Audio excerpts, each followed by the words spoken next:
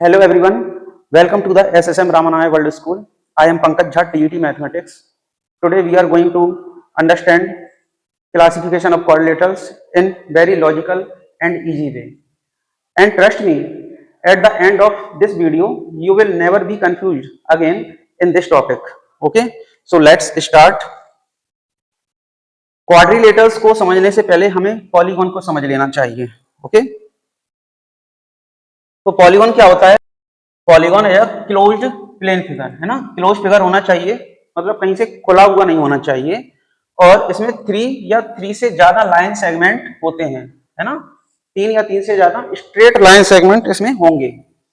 Okay, जैसे मैंने ये फिगर बनाया, ये ओपन फिगर है तो ये पॉलीगॉन नहीं है ना. इसमें स्ट्रेट लाइन तो है लेकिन ये ओपन फिगर है ना. ये पूरी डेफिनेशन को फॉलो नहीं कर रहा है ना, तो ये पॉलीगॉन नहीं है. अब मैंने ये फिगर बनाया, ये एक प्लेन फिगर है, स्ट्रेट लाइन है इसमें और ये क्लोज्ड भी है ना, तो ये पॉलीगॉन भी है. अब जैसे मैंने एक और फिगर बनाया, ये फिगर क्लोज्ड है. ओके, कहीं से भी खुला हुआ फिगर नहीं है ये, लेकिन इसमें स्ट्रेट लाइन नहीं है, ये वाली कर्व लाइन है, तो ये आपका पॉलीगॉन नहीं है. ओके, सबसे कम लाइन सेगमेंट वाला पॉलीगॉन होता है वो ट्राइंगल होता है ना. Which figure is this? Triangle, है ना. 3 स्ट्रेट लाइन सेगमेंट से बना हुआ क्लोज फिगर क्या कहलाता है? ट्राइंगल. और सबसे कम साइड वाला पॉलीगॉन ट्राइंगल ही होता है ना. 4 साइड वाला क्लोज फिगर क्या होगा? 4 स्ट्रेट लाइन वाला क्लोज फिगर क्या होगा आपका? क्वाड्रिलेटरल होगा, जो आज हमारा टॉपिक है. आज हम इसी के बारे में डिस्कशन करेंगे. ओके, आज हमको क्वाड्रिलेटरल के बारे में ही डिस्कशन करना है, ठीक है. बट और पॉलीगॉन कौन से हो सकते हैं हमारे? पेंटागन हो सकता है ना. 5 साइडेड क्लोज फिगर जिसमें 5 स्ट्रेट लाइंस होंगी. पेंटागन कैसा होगा आपका? 5 साइडेड क्लोज फिगर, ओके, जिसमें स्ट्रेट लाइंस का यूज किया गया होगा और क्लोज फिगर होगा, है ना. इसी तरह से 6 साइडेड क्लोज फिगर कौन सा होगा आपका? हेक्सागन होगा, ठीक है. 7 साइडेड हेप्टागन होगा, 8 साइडेड ऑक्टागन होगा. तो आज का हमारा टॉपिक है क्वाड्रिलेटरल. हमें इन सब चीजों के बारे में डिस्कशन ज्यादा नहीं करना है, तो हम अभी फोकस करेंगे क्वाड्रिलेटरल पर. Okay, so let's proceed to the quadrilateral. तो quadrilateral is a 4 sided polygon, है ना. पॉलीगॉन क्या होता है ये मैं आपको बता ही चुका हूं कि पॉलीगॉन होता क्या है, ठीक है. तो क्वाड्रिलेटरल कैसा पॉलीगॉन है? 4 साइडेड पॉलीगॉन है. Okay, quadrilateral is a 4 sided polygon, ठीक है. तो इस क्वाड्रिलेटरल के एलिमेंट्स क्या होंगे? ये आपकी एक वर्टेक्स होगी, मैंने इसको नेम दे दिया ए. ये आपकी सेकंड वर्टेक्स होगी, इसको नेम दे दिया मैंने बी. ये आपकी थर्ड वर्टेक्स होगी, इसको नाम दे दिया मैंने सी. और ये आपकी फोर्थ वर्टेक्स होगी, इसको नाम दे दिया मैंने डी. ओके, तो ये आपकी 4 वर्टिसेस होती हैं एक क्वाड्रिलेटरल में. अपोजिट साइड्स के 2 पेयर होते हैं. इसमें साइड्स कौन कौन सी होंगी? एक साइड डीसी है आपकी और इसके सामने वाली जो साइड है वो ए बी है, ठीक है. तो ये रेड वाली साइड है डीसी एंड ए बी, ये आपकी अपोजिट साइड्स हैं. ओके, और एक और पेयर कौन सा है अपोजिट साइड का? B A and C B, ठीक है. तो A D and B C, इसको डी ए भी बोला जा सकता है. ये आपकी अपोजिट साइड्स का पहला पेयर है. और D C and A B ये अपोजिट साइड का आपका दूसरा पेयर है. ओके, इसमें ए बी और बी सी ये कौन सी साइड्स हैं? ये एडजेसेंट साइड्स हैं, है ना. जो बगल में साइड होंगी आपकी वो आपकी एडजेसेंट साइड्स होंगी. ओके, ए बी के बगल वाली साइड ए डी भी है ना. तो ए बी और ए डी को भी आप एडजेसेंट साइड्स बोल सकते हो, ठीक है. ये सारी चीजें मैं इसलिए बता रहा हूं कि इन टर्म्स का यूज हम आगे करने वाले हैं. ओके, डीसी और सीबी भी इसी तरह से एडजेसेंट साइड्स होंगी. ओके, तो चलिए आगे देखते हैं. तो क्वाड्रिलेटरल्स का क्लासिफिकेशन इस तरह से है. इसका पहला टाइप है ट्रेपेजियम, ठीक है. और ट्रेपेजियम को दो हिस्सों में बांटा गया है, पैरेललोग्राम और आइसोसेल्स ट्रेपेजियम। और इस पैरेललोग्राम को भी फिर दो पार्ट्स में बांटा गया, रेक्टेंगल एंड रोम्बस। और इस रेक्टेंगल का स्पेशल टाइप स्क्वायर है और रोम्बस का स्पेशल टाइप भी स्क्वायर है। ओके, क्वाड्रिलेटरल का एक और टाइप है काइट। इनके बारे में वन बाय वन डिस्कशन हम करेंगे अभी। ठीक है, आप पहले इस हायरार्किकल डायग्राम में ये समझ लीजिए कि जैसे ट्रेपेजियम का टाइप है पैरेललोग्राम, है ना, तो पैरेललोग्राम को हम ट्रेपेजियम भी बोलेंगे और पैरेललोग्राम में ट्रेपेजियम की सारी प्रॉपर्टीज होंगी। ओके, इसी तरह से रेक्टेंगल भी ट्रेपेजियम के फैमिली से ही है, तो रेक्टेंगल में भी ट्रेपेजियम की सारी प्रॉपर्टीज होंगी, है ना। रेक्टेंगल पैरेललोग्राम की फैमिली से है, तो रेक्टेंगल में पैरेललोग्राम की सारी प्रॉपर्टीज होंगी, है ना। तो ये जो डायग्राम है वो हायरार्किकल है।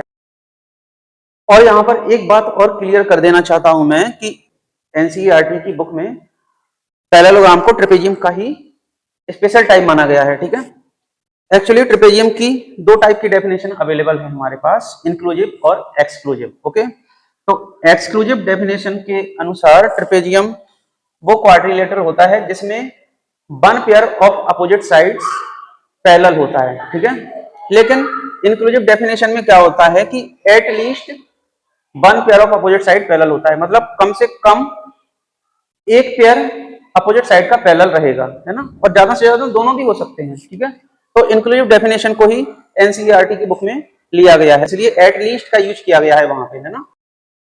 तो चलिए देखते हैं हम ट्रेपेजियम के बारे में डिस्कशन करते हैं अब। तो चलिए ट्रेपेजियम क्या होता है देखिए, it is a quadrilateral with at least one pair of parallel side, है ना।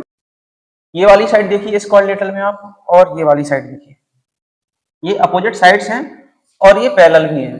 ठीक है, तो इस क्वाड्रिलेटरल में अपोजिट साइड का एक पेयर पैरेलल है और इसमें दूसरा पेयर कौन सा है अपोजिट साइड का, ये देखिए, ये वाली साइड और ये वाली साइड। ठीक है, ये आपकी नॉन पैरेलल साइड है, जो येलो कलर की साइड मैंने मार्क की है यहाँ पे वो आपकी नॉन पैरेलल साइड है ना। तो इस ट्रेपेजियम में एक पेयर तो पैरेलल है ना अपोजिट साइड का, तो ये क्या है आपका ट्रेपेजियम है। ठीक है, तो क्या होगा अगर किसी ट्रेपेजियम में नॉन पैरेलल साइड्स इक्वल हो जाएं, है ना, तो उस ट्रेपेजियम को हम कहते हैं आइसोसेलेस ट्रेपेजियम, है ना। ऐसा ट्रेपेजियम जिसमें नॉन पैरेलल साइड्स कैसी हो जाएं, इक्वल लेंथ की हो जाएं, है ना। तो देखिए ये वाली साइड और ये वाली साइड आपकी नॉन पैरेलल साइड है और ये इक्वल लेंथ की है ना। तो इस ट्रेपेजियम को हम कहते हैं आइसोसेलेस ट्रेपेजियम। ओके, तो अब ट्रेपेजियम का एक स्पेशल टाइप देखेंगे हम। इसमें कहा गया था कि at least one pair of parallel side, ठीक है, कम से कम एक पेयर हो पैरेलल साइड का, लेकिन कम से कम है ये, तो अगर ज्यादा से ज्यादा दोनों पेयर पैरेलल हो जाए तो क्या होगा, तो फिर ये स्पेशल टाइप का ट्रेपेजियम बन जाएगा और वो होगा क्या, पैरेललोग्राम। ओके, ये एक ऐसा ट्रेपेजियम होगा जिसमें अपोजिट साइड के दोनों पेयर पैरेलल होंगे, है ना। देखिए, तो अपोजिट साइड का एक पेयर ये है आपका ऊपर और नीचे, और अपोजिट साइड का दूसरा पेयर कौन सा है यहाँ पे, ये वाला और ये वाला। ठीक है, तो ये वाला जो दूसरा पेयर है अपोजिट साइड का वो भी पैरेलल है, तो इसमें अपोजिट साइड के दोनों पेयर पैरेलल हैं, है ना। तो ये कौन सा ट्रेपेजियम हो गया, पैरेललोग्राम हो गया, है ना। इस ट्रेपेजियम को हम एक स्पेशल नाम देंगे क्या, पैरेललोग्राम। ओके, अब पैरेललोग्राम की कुछ प्रॉपर्टीज देखते हैं हम। ठीक है, पैरेललोग्राम में क्या होता है आपका कि opposite sides are parallel and equal. ठीक है, जैसे एक पैरेललोग्राम है, इसमें अपोजिट साइड्स पैरेलल तो होंगी ही, लेकिन इनकी लेंथ भी साथ में इक्वल होगी। अगर ये आपकी 7 सेंटीमीटर है तो ये भी 7 सेंटीमीटर ही होगी, और ये अगर 4 सेंटीमीटर है तो ये भी 4 सेंटीमीटर ही होगी। ओके, अपोजिट साइड्स पैरेलल होंगी, साथ ही लेंथ में भी इक्वल होंगी। ओके, दूसरी प्रॉपर्टी क्या है इसकी, diagonals bisect each other. Okay, तो इसके जो डायगोनल्स होते हैं पैरेललोग्राम के, एक डायगोनल ये होगा आपका और दूसरा डायगोनल ये होगा, तो ये एक दूसरे को बाइसेक्ट करेंगे। बाइसेक्ट का मतलब एक दूसरे को दो बराबर बराबर हिस्सों में बांटेंगे। जैसे मैं इस पैरेललोग्राम को नाम दे देता हूं ए, ये वर्टेक्स बी, ये वर्टेक्स सी और ये वर्टेक्स डी। तो ये जो ए सी डायगोनल था, इस डायगोनल को डीबी डायगोनल ने दो बराबर हिस्सों में बांटा है। अगर ये इंटरसेक्शन पॉइंट आपका ओ है तो डीबी ने एसी डायगोनल को इस तरह से डिवाइड किया है दो हिस्सों में कि ओ ए और ओ सी इक्वल लेंथ के होंगे। इसी तरह से एसी ने भी डीबी को दो बराबर हिस्सों में बांटा है। ठीक है, कैसे? इस तरह बांटा है कि ओ बी और ओ डी इक्वल लेंथ के होंगे। ठीक है, आई थिंक ये पॉइंट आपको क्लियर हो गया होगा और ये पॉइंट भी आपको क्लियर हो गया होगा। Opposite angles are equal. ठीक है, चलिए ये पॉइंट समझिए। Opposite angles are equal. एक पैरेललोग्राम में जो आमने सामने के एंगल होते हैं वो इक्वल होते हैं। अगर ये एंगल ए है आपका और ये एंगल सी है तो एंगल ए और सी आपके कैसे रहेंगे? इक्वल मेजर्स के रहेंगे। इसी तरह से एंगल बी और एंगल डी ये भी आपके कैसे रहेंगे? इक्वल मेजर के रहेंगे। तो यहाँ क्या होगा? Angle A equal to angle C होगा and angle B equal to angle D होगा। Opposite angles are always equal in a parallelogram. तो ये पॉइंट भी आपका क्लियर हो गया होगा। And sum of adjacent angles 180 degree. ठीक है, तो इनके एडजेसेंट एंगल्स का जो सम होगा वो हमेशा 180 डिग्री होगा। जैसे एक पैरेललोग्राम है, ठीक है, ये वर्टेक्स हो गई ए बी सी डी, तो इसमें एडजेसेंट एंगल कौन से होंगे? एंगल ए का एडजेसेंट एंगल होगा बी। ठीक है, तो angle A plus angle B इनका सम हमेशा कितना होगा? 180 डिग्री होगा। ये अपोजिट एंगल नहीं है दोनों, ये एडजेसेंट एंगल है, बगल वाले एंगल। ठीक है, इसी तरह से एंगल ए और एंगल डी इनका सम भी कैसा होगा? 180 डिग्री ही होगा। Angle A plus angle D ये भी कितना होगा आपका? 180 डिग्री होगा। ठीक है, इसी तरह से और भी एडजेसेंट एंगल्स के पेयर हैं इसमें, डी और सी होगा, बी और सी होगा, इनका सम भी कितना होगा? 180 डिग्री ही होगा, है ना। तो एडजेसेंट एंगल का सम हमेशा 180 डिग्री होता है एक पैरेललोग्राम में। अब बच्चों थोड़ा और डीप जाते हैं। अगर किसी पैरेललोग्राम में हर एक इंटीरियर एंगल अगर किसी पैरेललोग्राम में हर एक इंटीरियर एंगल 90 डिग्री का हो जाए, ये पैरेललोग्राम है, ठीक है, ये इंटीरियर एंगल्स हैं इसके। अगर हर एक इंटीरियर एंगल 90 डिग्री का हो जाए, मतलब इस पैरेललोग्राम को अगर मैं सीधा कर दूं तो फिर क्या होगा? तो फिर ये एक स्पेशल पैरेललोग्राम होगा। और फिर वो कौन सा पैरेललोग्राम होगा? रेक्टेंगल, है ना। Rectangle is a special parallelogram in which each interior angle is of 90 degree, है ना। ये एक पैरेललोग्राम ही है। पैरेललोग्राम की डेफिनेशन को फॉलो भी करेगा ये, है ना। पैरेललोग्राम की डेफिनेशन क्या है कि अपोजिट साइड्स पैरेलल होनी चाहिए, तो इसमें होंगी parallel.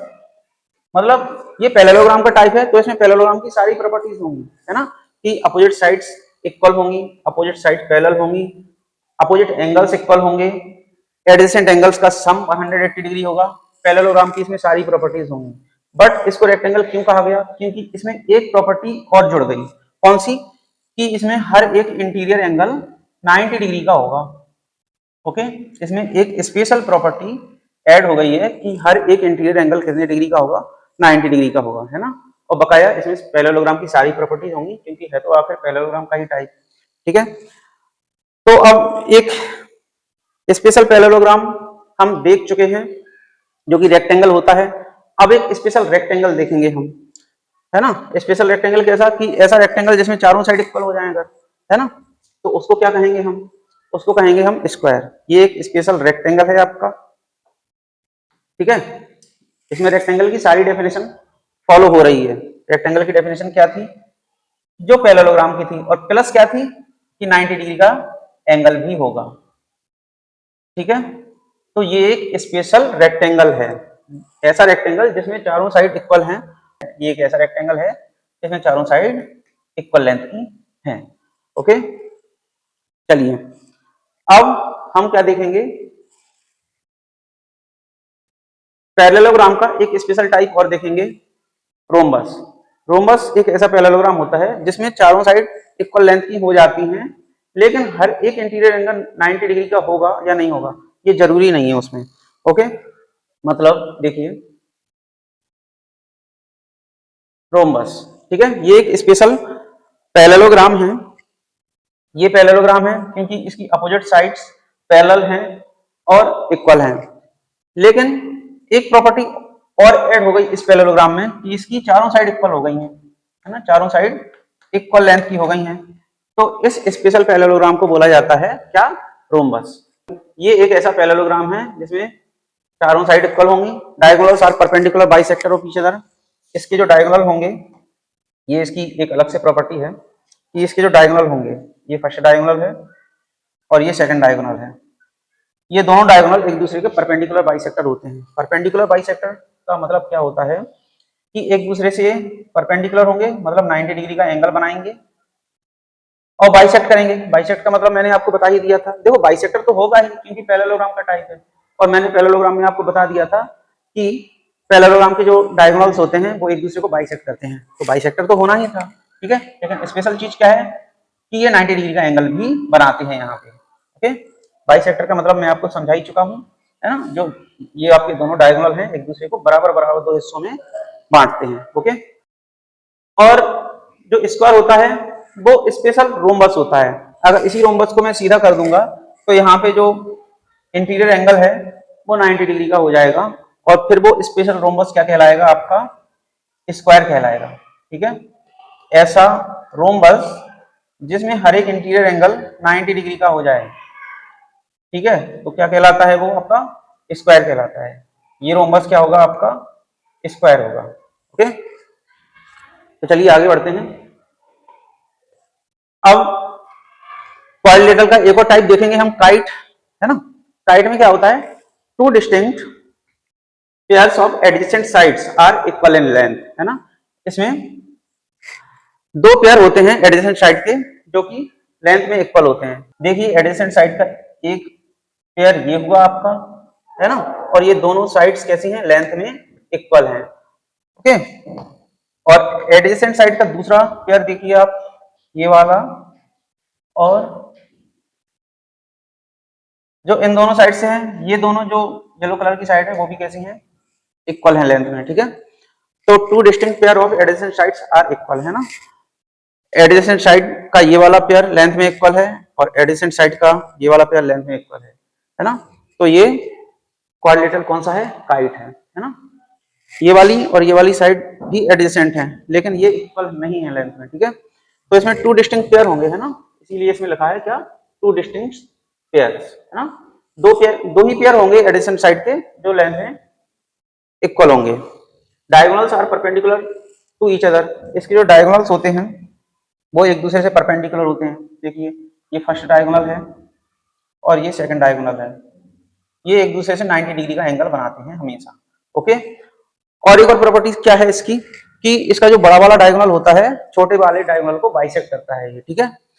The longer diagonal bisect the other diagonal, ठीक है, यहाँ पे डायगोनल है ये पूरा, ठीक। तो बड़ा वाला डायगोनल छोटे वाले डायगोनल को बाइसेक्ट करेगा, मतलब छोटे वाले डायगोनल को दो बराबर हिस्सों में बांटेगा ये, ओके। बाइसेक्ट का मतलब मैं ऑलरेडी समझा चुका हूँ आपको। Angles between unequal sides are equal, ठीक है। तो क्या है, अनइक्वल साइड कौन सी है, देखिए ये रेड वाली और ये येलो वाली, ये अनइक्वल साइड्स हैं, ठीक है। तो इनके बीच में जो एंगल बन रहा है, सिमिलरली यहाँ भी ये भी अनइक्वल साइड के बीच का एंगल है, तो अनइक्वल साइड के बीच वाले जो एंगल हैं वो इक्वल होते हैं मेजर्स में, ओके, ठीक है। Angles between unequal sides are equal, इसका मतलब क्या हुआ, one pair of opposite angles is equal. इसका मतलब क्या हुआ, one pair of opposite angles is equal, ठीक है। अपोजिट एंगल का एक पेयर कैसा होगा, इक्वल होगा, ठीक है। ये वाला एंगल और ये वाला एंगल इक्वल नहीं होगा, ठीक है, जरूरी नहीं है ये इक्वल हो जाए, ठीक है, लेकिन अपोजिट एंगल्स का एक पेयर जरूर इक्वल होगा, है ना, काइट में। तो ये आई थिंक आपके सारे पॉइंट क्लियर हो गए होंगे काइट में, ठीक है। चलिए आगे बढ़ते हैं। चलिए तो फाइनल समरी क्या है कि क्वाड्रिलेटरल का एक टाइप होता है ट्रेपेजियम, ओके। ट्रेपेजियम, ट्रेपेजियम क्या होता है, जिसमें अपोजिट साइड का कम से कम एक पेयर पैरेलल होता है, ठीक है, कम से कम एक पेयर, ग्रेटर देन और इक्वल टू लिखा है ये, है ना। अपोजिट साइड का कम से कम एक पेयर पैरेलल हो वो ट्रेपेजियम होता है। और अगर दोनों पेयर पैरेलल हो जाए अपोजिट साइड्स के तो फिर वो क्या होगा, पैरेललोग्राम होगा, ठीक है। पैरेललोग्राम के दो स्पेशल टाइप पढ़े थे हमने, रेक्टेंगल और रोम्बस, ठीक है। एक ऐसा पैरेललोग्राम जिसमें हर एक इंटीरियर एंगल 90 डिग्री का हो जाए वो रेक्टेंगल होता है, ठीक है। और एक ऐसा पैरेललोग्राम जिसमें सारी साइड्स इक्वल हो जाएं वो रोम्बस होता है, ठीक है। और एक ऐसा पैरेललोग्राम जिसमें ये दोनों प्रॉपर्टीज हो, कौन सी प्रॉपर्टीज, रेक्टेंगल वाली प्रॉपर्टी भी हो और रोम्बस वाली प्रॉपर्टी भी हो, वो पैरेललोग्राम आपका स्क्वायर हो जाता है, ठीक है, जिसमें रेक्टेंगल और रोम्बस दोनों की डेफिनेशन होती हैं। ओके, स्क्वायर में ऑल एंगल्स 90 डिग्री होते हैं और ऑल साइड्स इक्वल भी होती हैं, ठीक है। क्वाड्रिलेटरल का एक टाइप और पढ़ा था हमने, काइट, ठीक है, जिसमें एडजेसेंट साइड्स कैसी होती हैं, इक्वल होती हैं। अच्छा, एक बात और बताना चाहूंगा मैं आपको